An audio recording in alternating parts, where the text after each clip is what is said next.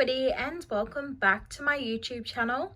So today my mum is going to be making some Lamingtons. I'm just going to tell you guys the story behind Lamingtons before we get started. So the Lamington is a small sponge cake covered in melted chocolate and coconut. Variations include strawberry sauce and jam filling. The popular origin of the story claims a maidservant, Lord Lamington, the Governor of Queensland in 1901, accidentally dropped a sponge into melted chocolate, and rather than waste the cake, Lord Lamington suggested she cover it in coconut, and the Lamington was born. However, New Zealand scholars have claimed that Australia only copied and renamed the local treat.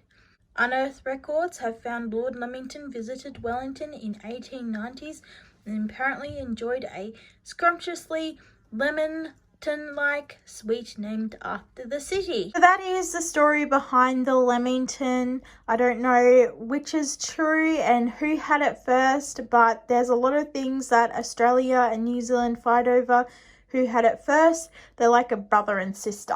Let me know in the comments below if you know the truth of where the Lamington come from, or if you have a theory. Let's go make these Lamingtons. So to start off, you'll need a sponge cake. Now you can either make that from scratch or you can buy it. You'll also need 500 grams of sifted icing sugar, a tablespoon of butter, and 125 mils of milk. You also need 200 grams of chocolate chips. So these are all the ingredients that you're going to need to make the Lamingtons. I'll put a recipe in the description below. They will be in metric, but you can easily just Google what they will be in imperial or whatever sort of measurement that you use for your cooking. Yeah, it's just easy just to Google it from metric to whatever you use to measure.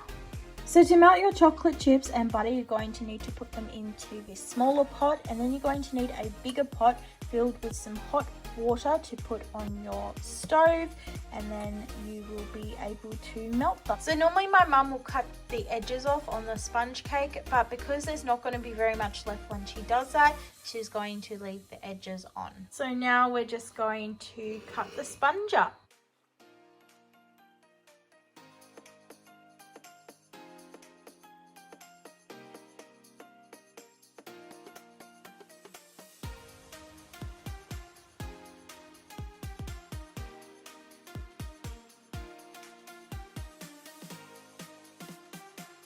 So now we're adding our chocolate chips and butter mixture to the icing sugar, and you whisk in the milk.